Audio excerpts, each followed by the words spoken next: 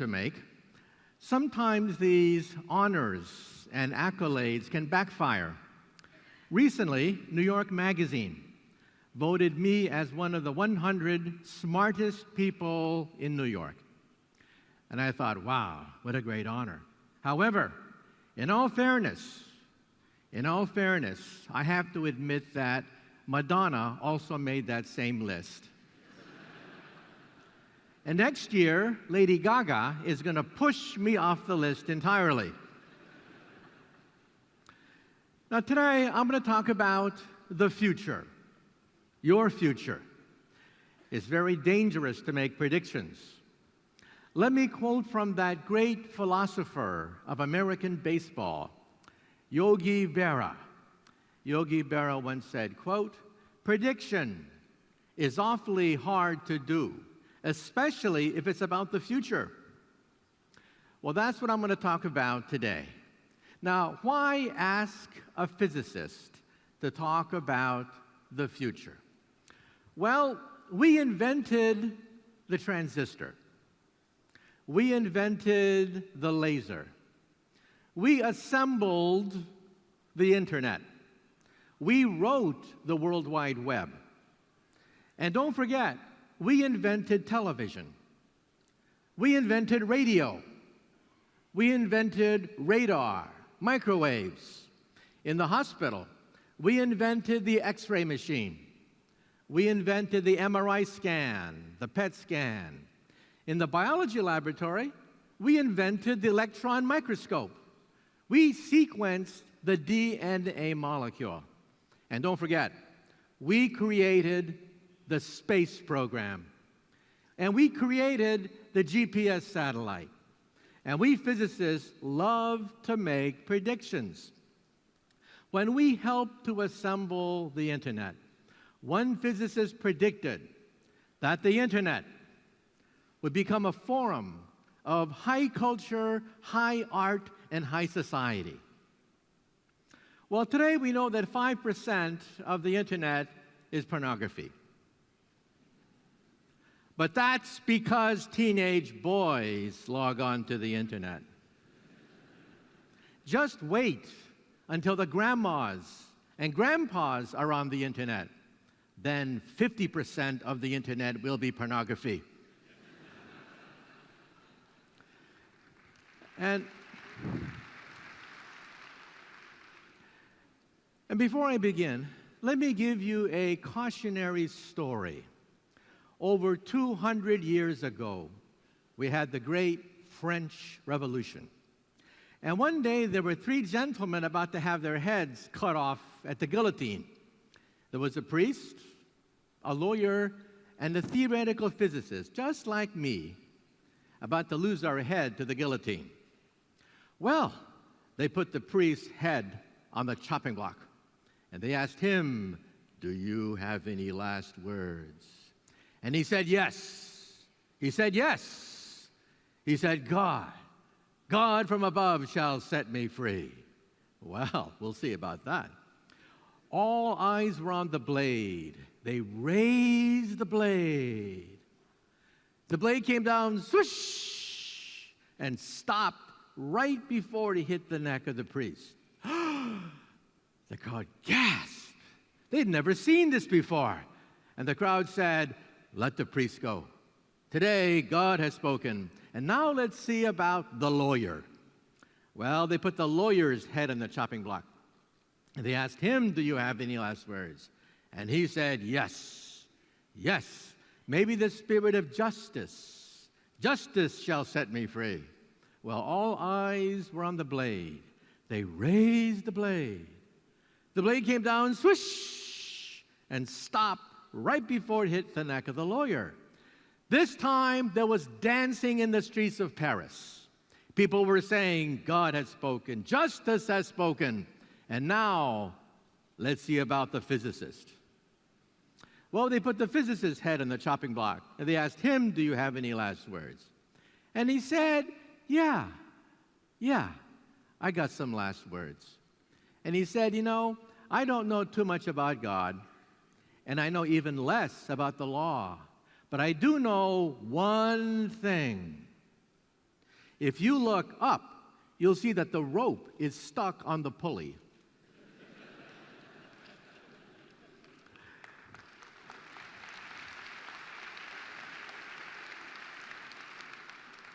And then he said, if you remove the rope, the blade should come down real good. Big mistake. Big mistake. Well, the rope came down, the blade came down, and the poor physicist's head came down. And it just goes to show you, sometimes we physicists have to know when to keep our mouths shut.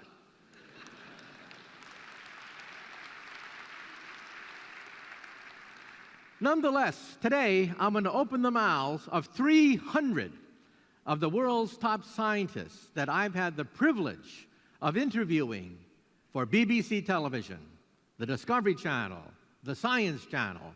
My book, Physics of the Future, was an international bestseller talking about the next 20, 50, 100 years into the future. My previous book, Physics of the Impossible, goes 500 years into the future. That's how far we physicists can see the future, because what do physicists invent? We invent the future. We invented the 20th century, and we are now inventing the 21st century. In this book, I talk about starships, telekinesis, teleportation. I even talk about time travel. And in this book, I answer the question, what happens if you go into a time machine and you meet your teenage mother before you were born, and she falls in love with you? Well, if your teenage mother falls in love with you before you were born, you're in big trouble. But my latest book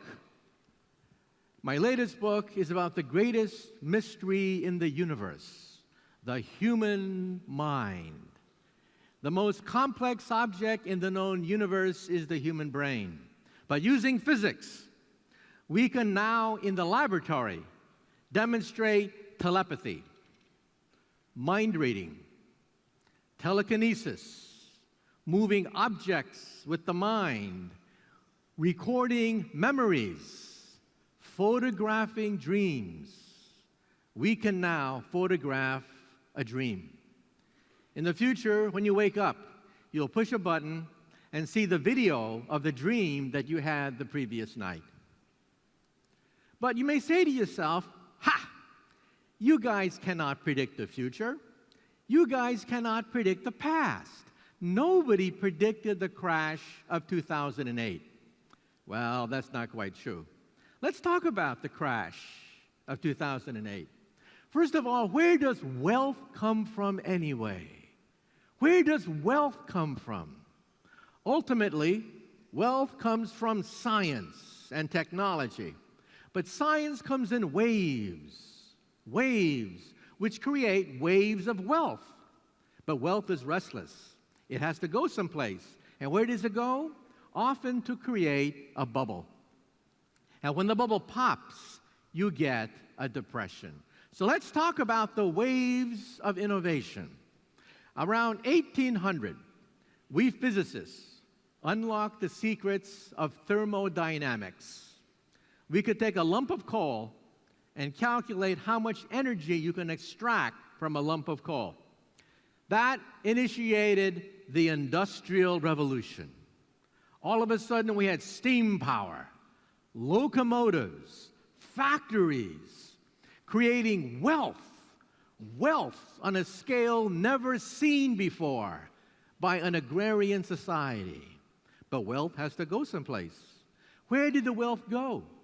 Into the London Stock Exchange, creating a bubble, a huge bubble, but it was unsustainable. The bubble popped in 1850, and it created the first crisis of capitalism, a crisis so great that it created a philosophy called Marxism. But we physicists are also restless. We initiated the second wave of wealth and innovation.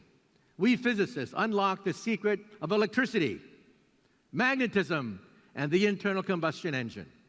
And that gave birth to an even bigger bubble, a bubble in the American Stock Exchange, in utility stock and automobile stock. The bubble was huge, but it could not be sustained. And the bubble popped in 1929, 80 years later. Well, 80 more years later, we physicists created the third wave of innovation. 80 years later, we initiated the revolution of high technology. Lasers, computers, internet, iPods, tablets, GPS, all of it coming from physics. This created an even bigger bubble, a bubble the likes of which had never been seen before. And it was unsustainable. It popped in 2008. So here's the question for today. Here's the question for today. If the first wave was steam power, the second wave was electricity, the third wave was computers, then what is the fourth wave? What is the fourth wave? The fourth wave, we think, is going to be molecular science, biotech, nanotech, artificial intelligence, all held together by computers and mobile technology. So let's talk about the fourth wave. First of all, this is Moore's Law. It is perhaps one of the most important laws in all of modern history. The wealth of nations depends on this simple curve. This curve says that computer power doubles every 18 months. Now think about that. Today, if you get a birthday card in the mail, there's a chip in it. You open it up, and it sings, "Happy birthday to you." That chip has more computer power than all the Allied forces of 1945. Stalin, Hitler, Churchill, Roosevelt, they would have killed to get that chip. And what do you do with that chip? You throw it away in the garbage. And look at 1969. In 1969, we put 2 men on the moon. But if you look at this chart very carefully, you begin to realize that the computer power of the space program was based on 64K processors, dinosaurs. You realize that your cell phone has more computer power than all of the space program of 1969. You're not going to put me in one of those rockets. You're not going to shoot me into outer space backed up by one cell phone. It's criminal. It's criminal what we were doing in 1969, shooting humans to the moon backed up by one cell phone. And now look at 2020. When you look at 2020, you now see the future. In the next 10 years or so, computer chips will cost 1 penny. This means that computers will be everywhere and nowhere. Like electricity. Where is electricity today? Electricity is under the floor, in the ceiling, in the walls. Electricity is invisible. Electricity is everywhere and nowhere. And the word electricity has disappeared from the English language. No one says the word electricity anymore. The same thing with computers. When chips cost a penny, computer power will be everywhere and nowhere. And the word computer will disappear from the English language. And the internet will also be everywhere and nowhere. Complements of mobile technology. Now you say to yourself, are computers different? Are computers different from all other technologies? No. Take a look at paper. Paper. 4,000 years ago, the Chinese, the Egyptians invented papyrus. And we had 100 scribes, 100 scribes guarding one papyrus scroll, 100 to 1. And that created ancient civilization. That's called stage 1. Stage 2, 1450. Gutenberg invented the movable type. One human, one book. The personal book in 1450. And then around 1930, we created the personal library. One human, one library. Well, today we're in stage 4. Paper is everywhere and nowhere. It's a fashion statement. We don't even think about paper anymore. Running water also obeyed the very same stages. Computers are no different, except it's much faster. In the 50s, we had the mainframe computer. 100 scientists guarding one mainframe computer. Stage 2, we had the personal computer. One human, one computer. Today, we're in stage 3. One human and the millions of computers on the internet. Eventually, we will hit stage 4. And in stage 4, the computer disappears everywhere and nowhere, including your glasses. These glasses are more powerful than Google glasses. These glasses, when they see you, they recognize faces. So in the future, when you see somebody, you will see a biography next to their image. And if they speak to you in Chinese, no problem. These will translate Chinese into English, Turkish, or whatever. Very useful. How many times have you been in a conference like this, and you bump into somebody, and you say, I know this person. I know this person. Jim, John, Jake, who is this person? In the future, your glasses will say, it's Jim, stupid. You see him every year at the Turkcell conference. And let's say tonight, you're at a cocktail party, and there's some very important people at that cocktail party, but you don't know who they are. In the future, you will know exactly who to suck up to at any cocktail party. But maybe you don't want to look like a refugee from a Hollywood science fiction movie. Children love this idea of computers being everywhere and nowhere. Children are the driving force behind this technology. Remember when they talked about the digital divide? Remember that? About 10 years ago, everyone was saying, oh, the digital divide. We're going to have the digital rich and the digital poor. Wrong. Who's pushing this revolution today? Poor children. If you're a child and you're not on the internet, you don't exist. Many ways to do it. You can shoot the image right to the retina of your eye, or you can use the lens as a screen, or you can have an eyepiece. 3 ways to have information everywhere and nowhere. And eventually, fashion models will wear this technology. Eventually, this will be your personal office, your home entertainment center. This will be how you will work. But there's a problem here. Let's say you don't wear glasses. Let's say you don't like glasses. Then, what are you going to do? Then in the future, you will blink and you will go online. And who were the first people to buy internet contact lenses? College students taking final examinations. They will blink and see all the answers to my exams right there in their contact lens. Who are the second people to buy internet contact lenses? Politicians, actors, actresses, so they don't have to have teleprompters giving them their speech when they're on television. Who else will buy these internet contact lenses? Tourists. Because if you're walking through the streets of Rome, there's no more Roman Empire anymore.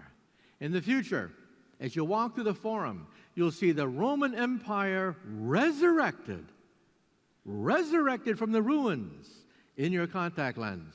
And if you're in the bazaar and you want to buy something, you will know exactly what people are saying because your contact lens will translate into whatever language you want. NASA, the space industry, wants astronauts with these things so they can see blueprints while they're making repairs in outer space. The Air Force wants this because if you're in an airplane, in a jet, and the enemy goes underneath your jet, you're dead meat. In the future, the Air Force wants to put a TV camera underneath the airplane to shoot the image into your contact lens. So when you look down, you will see through your feet. This is X-ray vision, just like Superman. You'll be able to see right through walls because there's a camera on the other side of the wall shooting the image into your contact lens. So construction workers will see blueprints. Astronauts will see instructions. Tourists will see a description of everything.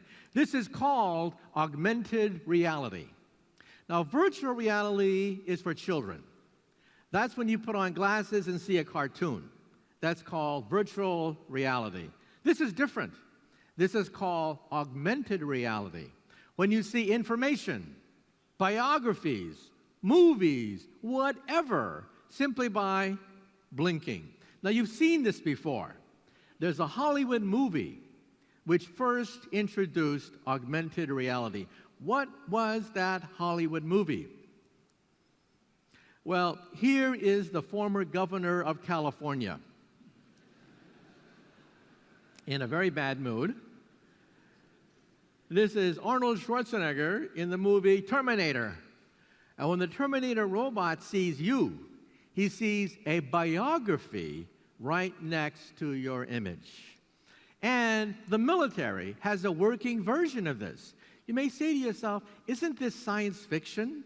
It can't possibly be true. Information everywhere and nowhere. No, it already exists. The military has a device called Land Warrior. It's this big. You put it on your helmet. You flick it over your eye, and bingo, you see the internet of the battlefield.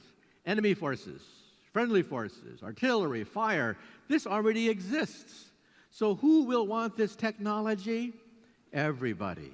Husband and wives will hook their contact lenses together. So husbands can see what the wife is seeing, and the wife can see what the husband is seeing. Because we all know that husbands always buy the wrong things. They always do shopping, and they always buy the wrong apple, the wrong pear, the wrong celery. This way, the wife can tell exactly what the husband is seeing. Now, this means that we're seeing the digitalization of life.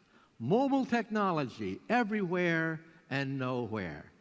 This means that every aspect of life will be digitalized, including money. Money is now being digitalized. The future of money is your cell phone.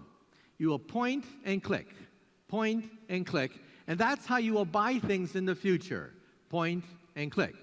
Beyond that, you will simply blink, and you will buy things. This is how you will shop in the future. And what about your cell phone? Today, if your cell phone has a tiny, tiny keyboard, and you have fat fingers, sorry about that. With fat fingers, you cannot type on a cell phone. So, we scientists have invented e-paper, intelligent paper.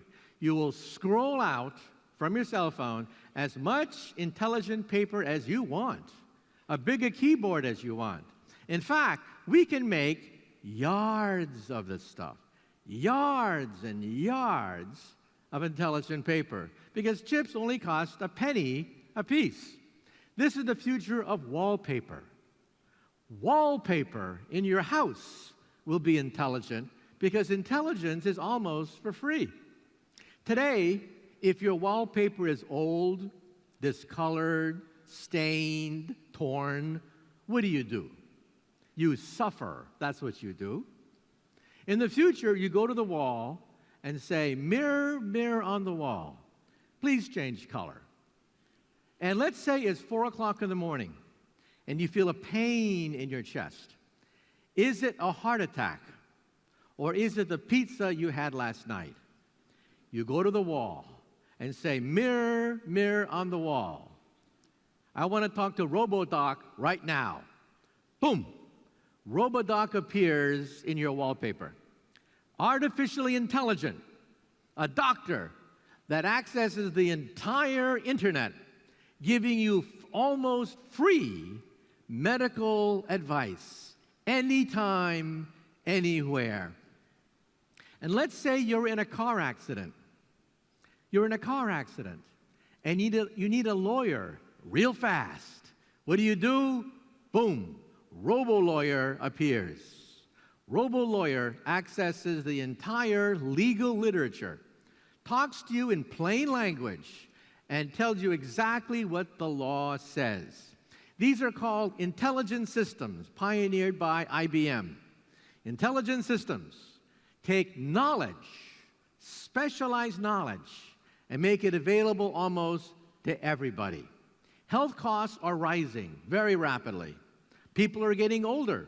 People are getting sicker. And we need to reduce cost. And we'll do this with artificial intelligence, expert systems that give you almost all information almost for free. So what we're talking about is the digitalization of capitalism. One by one, industries are being digitalized. The first was music. And that had horrible consequences. We told the music industry, watch out.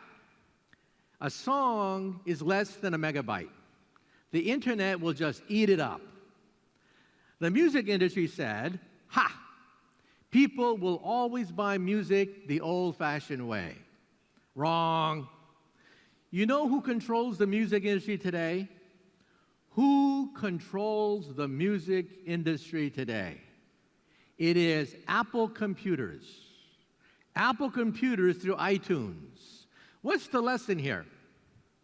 The lesson here is you can ignore everything I've been saying.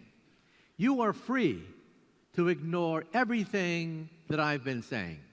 You are also free to go bankrupt. What's happening now? Now is media being digitalized. Radio, television, newspapers, movies, libraries, books being digitalized all in your cell phone. For example, in America, we have the New York Times and the Boston Globe, two great newspapers.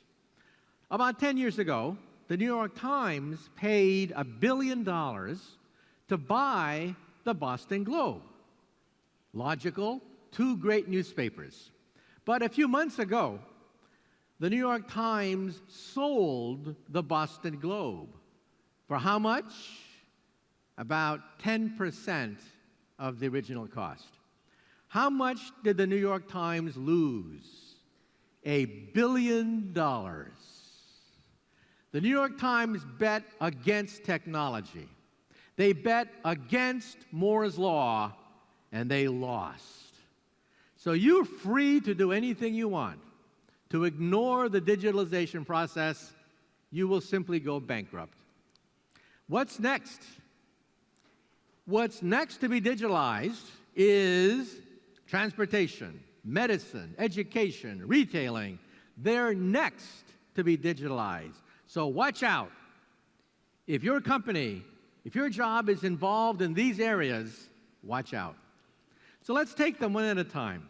First of all, this is the future of your living room. This is how you will relax at night.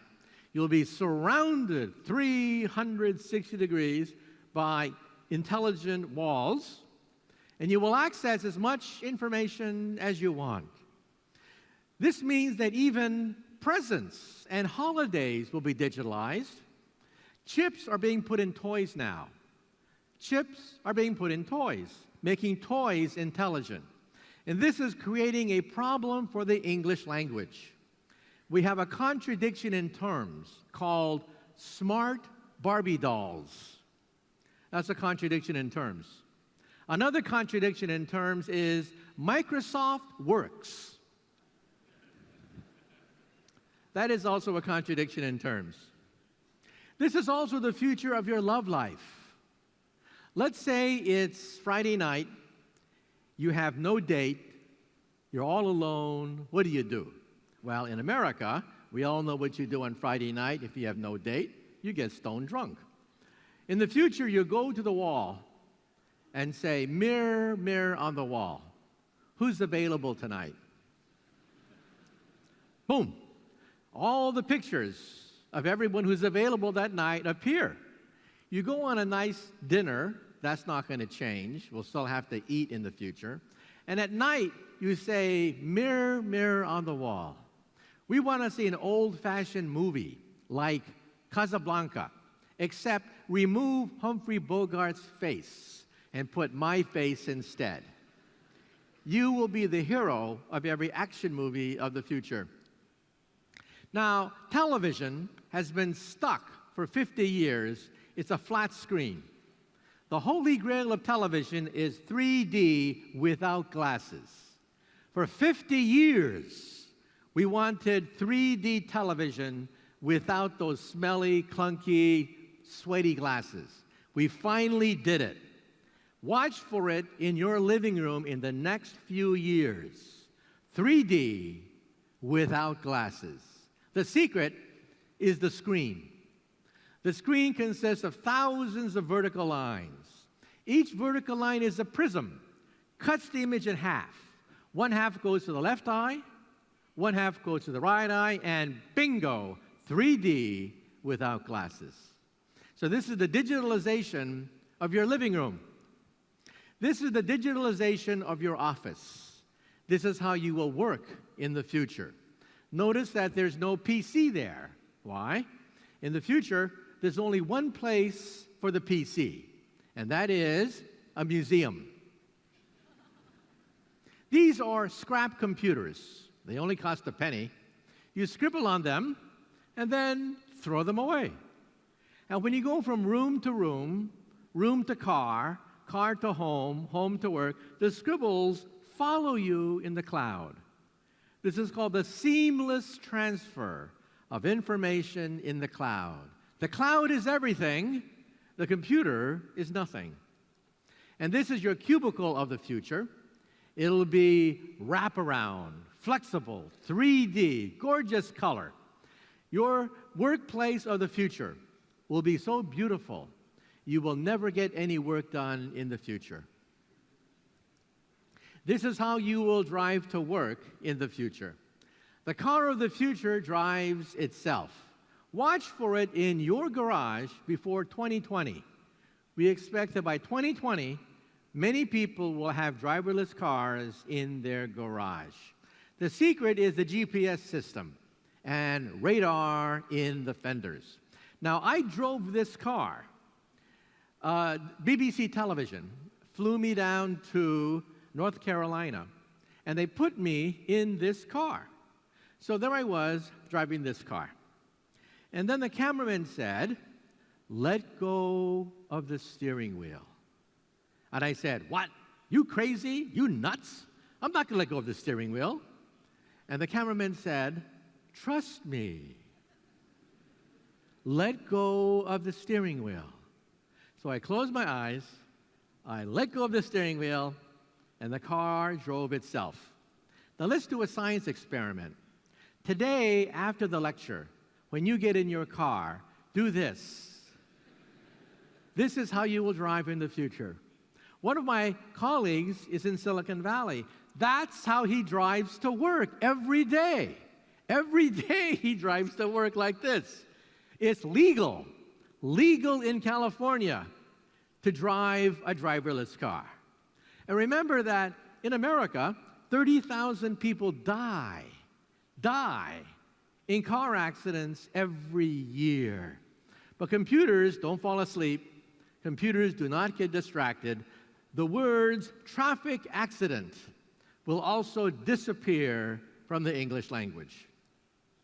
So we're talking about the seamless transfer of information. When you're driving your car, you see things, you will identify what they are, you will know who you're talking to, you'll see blueprints, maps, whatever you want when you are meeting people or doing things. If, for example, in America, we have something called Match.com, young boys and young girls are computer dating each other. Okay, you can do that. However, people lie. People lie all the time. In the future, you'll know exactly who's lying to you.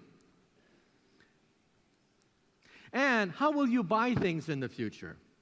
This is called mass customization. Let's say you're looking for a wedding dress, a beautiful dress. You shop and you finally found it, the perfect wedding dress. Right color, right shape, right designer. Everything's perfect except wrong size. What happens today? No sale. In the future, the cloud has your three-dimensional measurements. The cloud knows exactly your specifications, punches out the perfect dress, and ships it to you the next day. This is called mass customization. Now, in America, it was Henry Ford, 100 years ago, Henry Ford who introduced mass production. And Henry Ford was famous for saying, quote, "The American people can have any color car they want as long as it's black." And 3D printing is getting more advanced every year. This is how you will print toys in holidays. Holiday toys will be printed by downloading the blueprint off email. This is so advanced now, we can even download heart tissue. Living tissue, living flesh, can now be punched out using 3D printers. So what am I building up to? What does all this mean? What this means is we're headed for something I call perfect capitalism. What is capitalism? Capitalism is private ownership where prices are set by supply and demand. That's what capitalism is. But you see, supply and demand are imperfect. You don't know who's cheating you. You don't know who has the cheapest price. You don't know what the profit margin is. You don't know these things. You guess. In the future, when you go shopping, your contact lens will scan all the products and tell you who has the cheapest product, who has the best product, what the profit margin is, what do people say about this product, all of that, right, in your contact lens. So the advantage shifts to the consumer. The consumer knows everything about a product. But if you are the producer, if you're the manufacturer, what do? You use data mining, big data, analytics, targeted marketing, and branding. That's how you fight back against the consumer who knows everything about your product. So every revolution has winners and losers. Today, we no longer have blacksmiths. We no longer have wagon makers. But we don't cry. We don't cry that there are no more blacksmiths and no more wagon makers. So in the future, the winner is the consumer. Cheaper prices, better prices, more transparency. The winner is the consumer. And the big question is now, who is the loser? Every revolution has a loser. The loser in this revolution are the middlemen, the friction of capitalism. If you're a stockbroker, you know that you cannot sell stock anymore. It's amazing. Stockbrokers do not sell stock because you can buy stock on the internet almost for free. So why bother to go to a stockbroker? So what do stockbrokers sell? And this is one of the big lessons of today's talk. What do middlemen sell? Stockbrokers do not sell stock. So what do stockbrokers sell? They sell something that computers cannot provide. Experience, know-how, savvy, imagination, innovation, talent, leadership. In other words, intellectual capital. This is going to be the source of wealth in the future. Not so much commodity capital, but intellectual capital. Capital that robots cannot produce. Products of the human mind involving creativity, imagination, analysis. That's what middlemen will provide in the future, or they go bankrupt. Now let's talk about the big one. This is the big one. Medicine. In Europe, Japan, America, people are getting older and older and older, and they need medical care. Costs are rising through the roof. One thing we can use is technology. Let's look at diagnostics. A lot of excess paper is consumed using diagnostics. The question is, how small can you make a chip? We can make a chip so small, you can put it inside an aspirin pill, along with a TV camera and a magnet. You swallow it, the magnet guides its way through the stomach into your intestines. And we all know what middle-aged men fear the most. What do middle-aged men fear the most? The C word, colonoscopy. That's when they stick a tube up your rear. But this gives new meaning for the expression, Intel inside.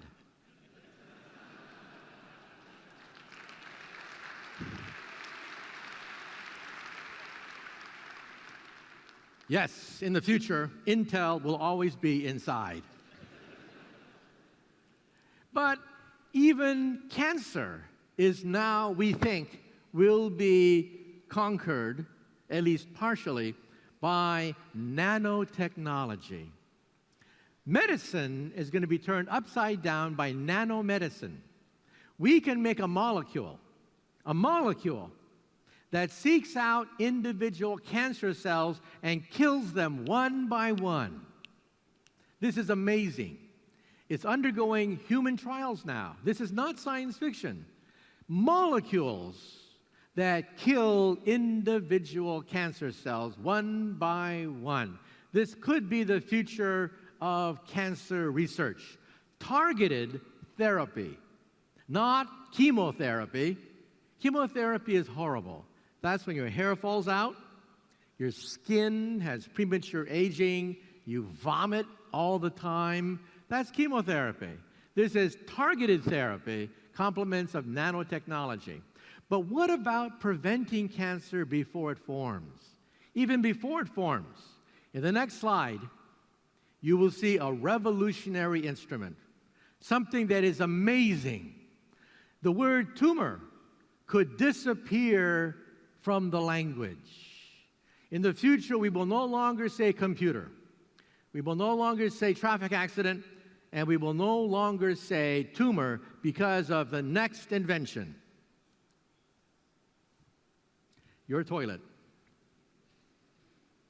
Your toilet will have a chip in it, a DNA chip that analyzes proteins from cancer cells 10 years before a tumor forms.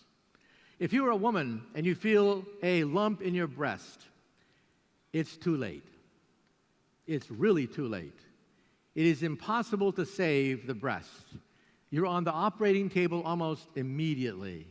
No ifs, ands, or buts. You are on the operating table. In the future, the DNA chip will pick up genes, proteins, enzymes from cancer and tell you you have breast cancer. Do something. You have 10 years. This is going to change the way we view cancer. And what about MRI scans? Why are MRI scans so big? Because you have to have a uniform magnetic field. That's why. But we can use computers now to compensate for weak magnetic fields. On the right-hand side is the world's smallest MRI machine. It's this big.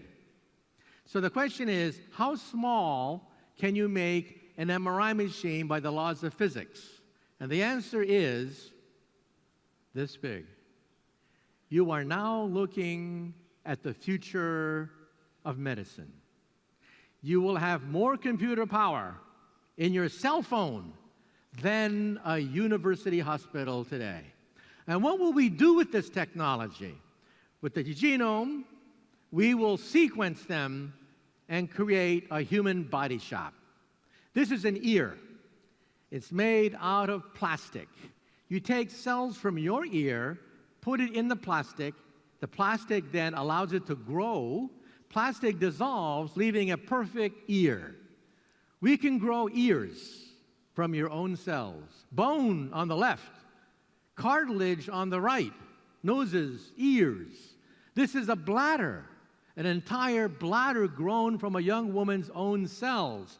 And this is a windpipe grown from your own cells. And what's next? What is the next organ to be grown? The liver. So especially for you Westerners in Europe, if you're an alcoholic, cheer up, because we will cure cirrhosis of the liver, because we will grow a new liver. And the next organ to be grown, or the next organ to be analyzed, is the brain. The brain has blood flow that we physicists can now analyze. We can see thoughts ricocheting inside the brain. And we can now tell if old superstition is correct. There's lots of superstition about the brain. One superstition is that when a man sees a pretty girl, he starts to act stupid. It's true.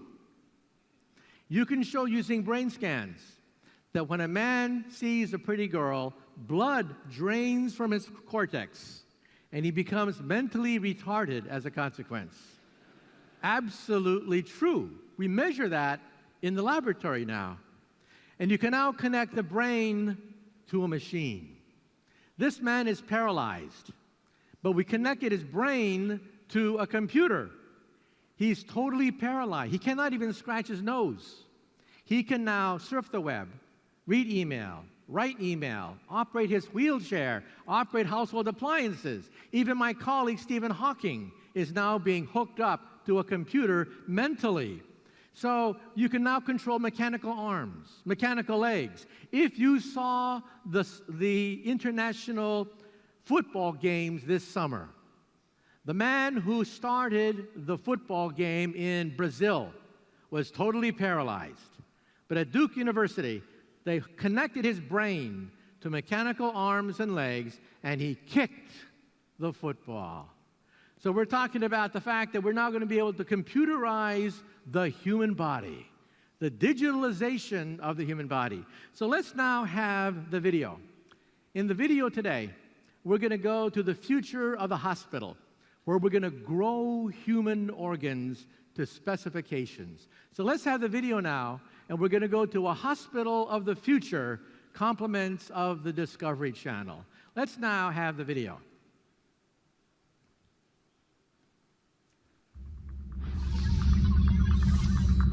In a world where machines interact like people and bodies can be rebuilt from scratch, how will we wage war, fuel our need for power, commute to space? What life-saving innovations will be possible in the next 50 years? Flying ambulances and intelligent clothing. Brain chips cure paralysis. Vital organs printed to order. See how scientists today are making visions of tomorrow real. Physicist and futurist Michio Kaku will guide you through the medical breakthroughs that will change your life. The future is closer than you think. It all starts now with the body. 50 years from now, you'll live in an intelligent house. You can program sensors to monitor your body and keep you healthy, yet guard your privacy. Caution, alcohol level. Because any information you reveal could come back to haunt you. Let's keep this between us.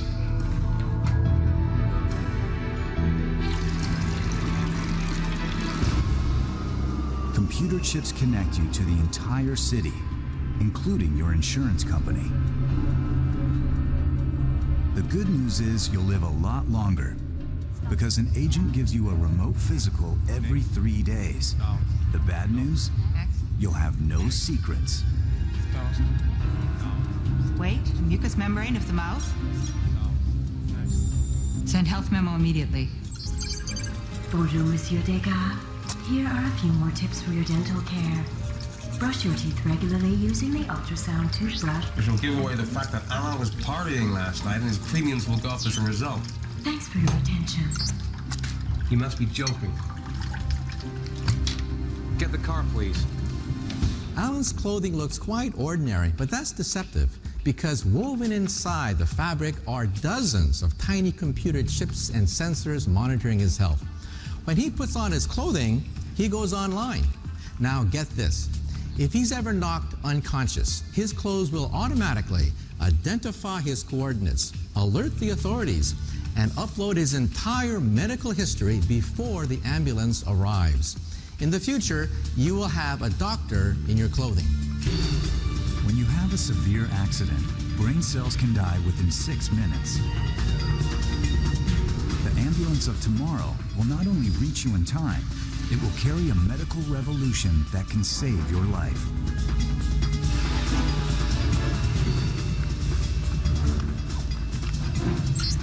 Patient data registered. Alain Degas. Platinum class confirmed. Loss of blood, 35%. I suggest reversible death. Okay.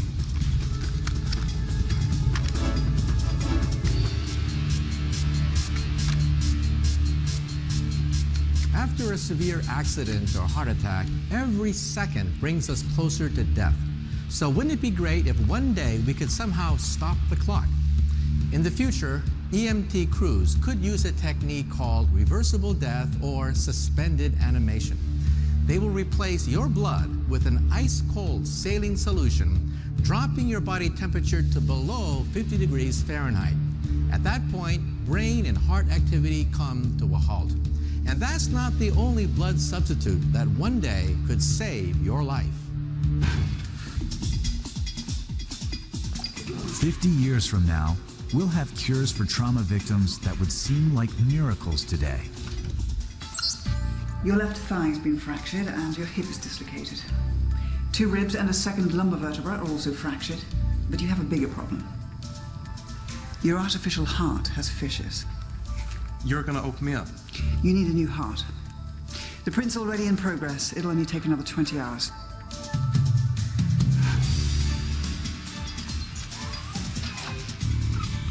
Iris scan identified. Marie Balzac. Status, cleared for security zone. Have a nice evening.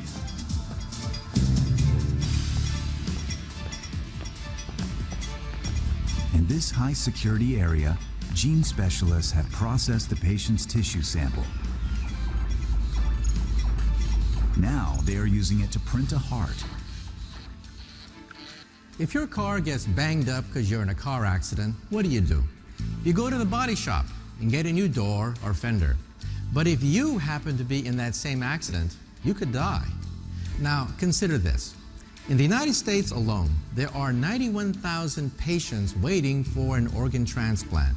And of them, 18 die every day for an organ that never comes. What we need is a human body shop. And in 50 years' time, tissue engineering could change everything.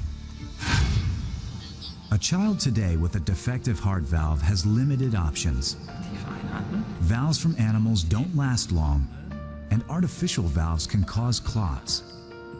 Stephen Jockenheuvel wants to avoid these problems by implanting the world's first heart valve grown exclusively from the body's own tissue.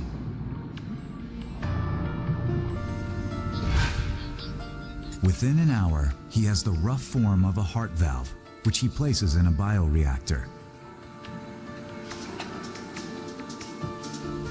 Next, he adds nutrients and cells which normally line heart valve walls.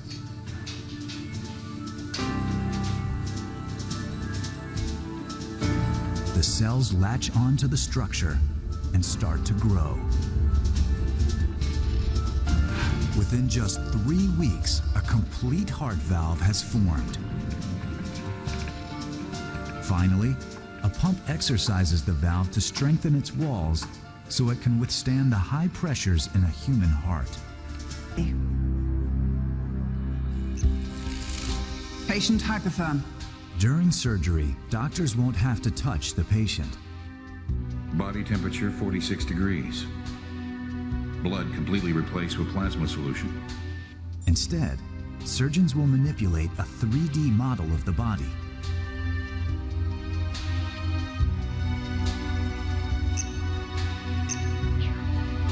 These virtual images will revolutionize surgery in the next decades.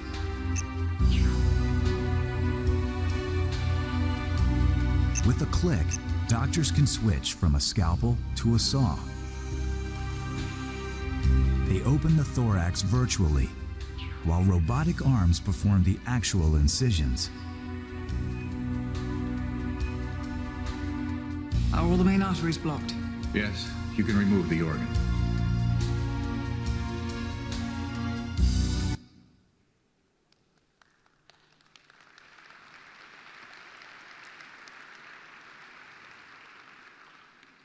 So to summarize, the message for today is that under perfect capitalism, we are going from commodity capitalism to intellectual capitalism, where experience, innovation, imagination, know-how, savvy, leadership, creativity will be the currency of the future. So what's the message? You are the winners. You are the winners. Because in this room, we have people who represent the cream of intellectual capital.